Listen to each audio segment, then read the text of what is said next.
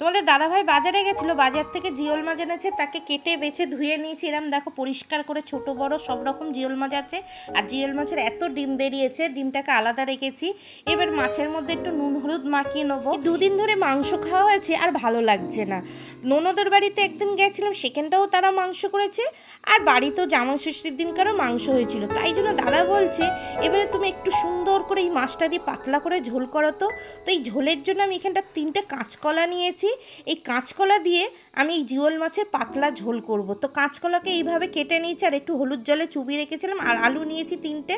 আর দেখো এই ঝোলের মধ্যে আমি ফ্রেশ থানকুনি পাতা তুলে নিয়েছি আমাদের বাগান থেকে, এই ঝোলেতে দেবো। আর এখানটা গোটা জিরে নিয়েছি আর 3-4টে কাঁচা লঙ্কা নিয়েছি। আজকে জিওল মাছের ঝোলেতে এই জিরে আর কাঁচা লঙ্কা আমি শিলে বেটে মশলাটা ঝোলে দেবো।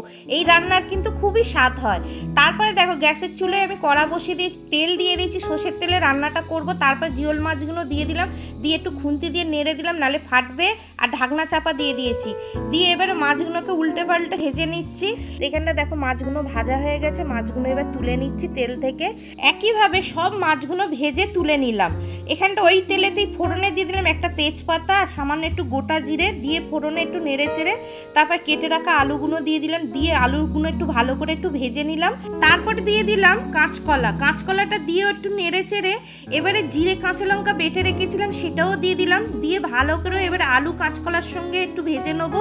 তারপর হাফ চামচের মতো একটু আদাও দিয়ে দিলাম, দিয়ে একটু সামান্য হলুদ দিয়ে দিলাম আর স্বাদ অনুযায়ী নুন দিয়ে দিলাম। দিয়ে একটু মশলা ধোয়া বাটি জলটাও দিয়ে দিলাম। ভালো করে এবারে মশলাটার সঙ্গে আলু কাঁচকলা একটু কষিয়ে নেবো একটু ঢাকনা চাপা দিয়ে।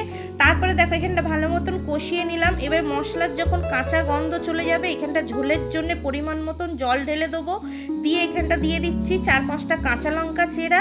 দিয়ে এবার ঢাকনা চাপা দিয়ে ঝোলটাকে ভালো মতন ফুটিয়ে নেবো। তো দেখো এখানটা ঝোলটা যেহেতু পাতলাই হবে, ফিকে ঝোল, তার জন্য আমি জলটা কিন্তু একটু বেশি করে দিয়েছি। এবারে সেই থানকুনি পাতাগুলো আমি দিয়ে দিলাম। আলুগুলো একটু সিদ্ধ যখন হয়ে গেছে তখন থানকুনি পাতাটা দিয়েছি। দিয়ে কিন্তু এবার ঢাকনা চাপা দিয়ে দেবো।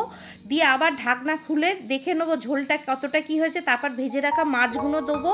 দিয়ে একটু ভালো করে ঝোলের মধ্যে মাছগুলো চুবিয়ে দিয়ে ঢাকনা চাপা দিয়ে আবার ঝোলটাকে ভালো মতন ফুটিয়ে নেবো। আর এই সময় নুন চেক করে নেবো আর আলুগুলো কাঁচকলাগুলো সিদ্ধ হয়েছে কি দেখে নেবো। ছোটোবেলায় কি বিয়ের আগে আমার মা প্রায় সময় এই জিওল মাছ দিয়ে কাঁচকলা দিয়ে প্রায় সময় বাড়িতে এই ঝোলটা করতো গরমের সময়। তো এত খেতে ভালো লাগতো, তোমরা না খেলে বুঝতে পারবে না। ঝোলটা তোমার হয়ে গেছে জিওল মাছের, এবারে নামিয়ে নেবো। আর ডিমগুলো দেখেছো ভেজে রেখে দিয়েছি, এটা তোমাদের দাদাভাই খাবে। মাছের ডিম খেতে তোমাদের দাদাভাই খেতে খুবই ভালোবাসে। তারপরে দেখো একটা পাত্র নিয়েছি, পাত্রের মধ্যে এই জিওল মাছের ঝোলটাকে আমি তুলে নিলাম। তো দেখতেই পাচ্ছ জিওল মাছটা কত সুন্দর পাতলা ফিকে একটা ঝোল হয়েছে। তারপরে ঝোলটা হয়ে যেতে গরম গরম দাদাভাইকে ভাতের সঙ্গে দিলাম। দাদাভাই খেয়ে বলল, গিন্নি উফ, দুদিন যে মাংস ভাত খেয়ে যত না শান্তি পেয়েছি, এই জিওল মাছের ঝোল খেয়ে এত ভালো লাগলো, তুমি রেখে দেবে, আমি রাতেও খাবো আর পরের দিনকারও খাবো। তারপরে তো দাদাভাই খেয়ে তো বললো এত সুন্দরই হয়েছে। তারপরে আমিও তোমাদের সামনে খেতে চলে এলাম। তো সত্যি করে এতটাই টেস্ট হয়েছে, তোমরা একবার না বানিয়ে খেলে তোমরা বুঝতেই পারবে না। এই গরমেতে একবার হলো আমি যেভাবে বানিয়েছি এই জিওল মাছের ঝোল কাঁচকলা দিয়ে, তোমরা অবশ্যই বাড়িতে এই মাছের ঝোলটা করে একবার খেও আর কমেন্টে জানিও আজকের রেসিপিটা তোমাদের কেমন লাগলো। যদি রেসিপিটা ভালো লাগে অবশ্যই কিন্তু কমেন্টে জানিও। আর সবার সঙ্গে প্রচুর পরিমাণে শেয়ার করো আর একটা লাইক করে দিও। তো আজকের মতন টাটা।